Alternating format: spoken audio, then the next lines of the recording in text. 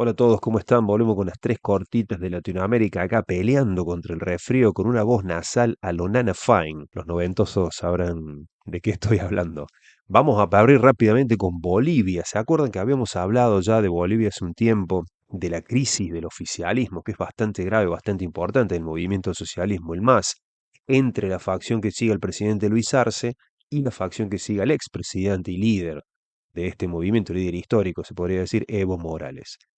¿Qué hizo Arce recientemente? Llamó a Morales a la reflexión luego de que el Tribunal Superior amoneste al MAS porque todavía no ha renovado su directiva. Como está partido virtualmente el MAS, no se llega a lograr un congreso que renueve la directiva del partido. Arce le dijo a Morales que se siente a dialogar y que se una al pacto de unidad arcista, así se llama la facción que sigue al actual presidente, para convocar un congreso de unidad y que finalmente se llegue a un acuerdo para renovar las autoridades. Recordemos que el año que viene se vienen las elecciones y justamente la base de la pelea entre Arce y Morales tiene que ver con ese horizonte, es decir, quién se queda con el control del partido y eventualmente también del aparato del movimiento al socialismo.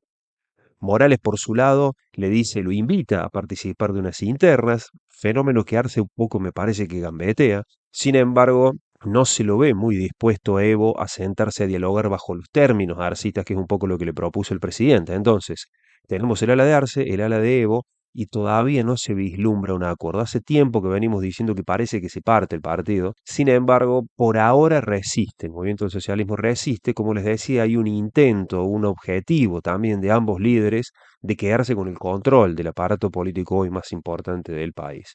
Vamos a ver cómo evoluciona este fenómeno de cara a las próximas elecciones y qué pasa con la oposición de derecha, que por ahora está también partida en varios pedacitos y no tiene un liderazgo que pueda reunir, pueda juntar a todas esas partes. De momento es como que la sensación que da de que Arce y Evo se están jugando la candidatura y el favoritismo, ser favoritos para las próximas elecciones, siempre y cuando puedan llegar a un acuerdo. Perú. La presidenta Dina Boluarte sigue sumando problemas. Ahora su hermano fue detenido, Nicanor Boluarte se llama, fue detenido por el Ministerio Público. Según se anunció, el abogado de la presidenta Mateo Castañeda también va a ser detenido por un caso que se llama Los Huaquis en la Sombra. Por este mismo caso, además de estos dos personajes, están detenidos otras personas como José Luis Ortiz, Noriel Chingay, Zenobia Herrera, Jorge Chingay, etcétera, etcétera, etcétera.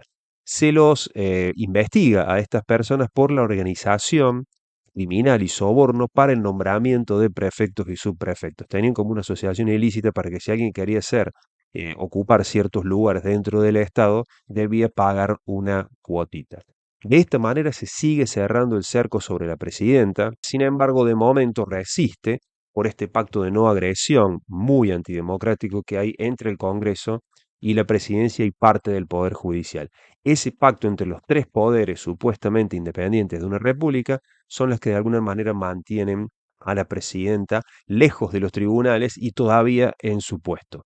¿Qué pasará cuando deje los hábitos, cuando deje el cargo? Bueno, probablemente la furia del Poder Judicial se le tira encima, como suele pasar en Perú con los expresidentes.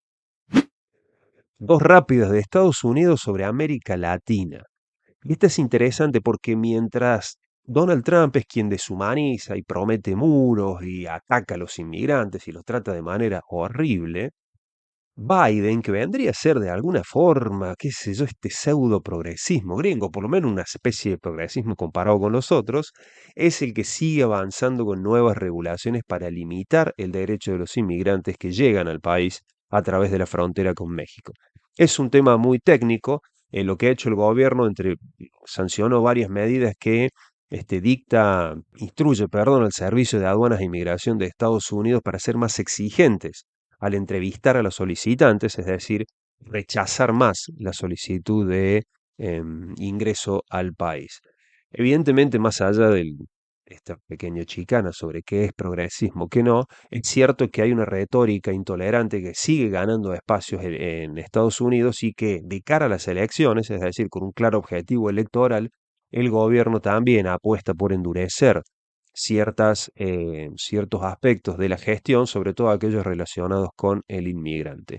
Por otro lado, nuestra amiga, la ya célebre Laura Richardson, la que estuvo con Milley, cuestionó el beneficio que pueden traer eventualmente las inversiones chinas en la Legión porque dijo que no son buenas, porque en realidad parece que China hace inversiones para favorecerse a sí misma. Richardson, que pertenece a un país que presiona a los gobiernos más débiles para firmar tratados de libre comercio que, como lo dice el nombre, aseguran el libre cambio de bienes y servicios entre la primer potencia mundial y países sin industrias, y que presiona también a estos países para instalar bases militares en donde se pueda, que es el país que más de hecho bases militares tiene en países extranjeros, dijo que la seguridad económica es igual al blindaje nacional.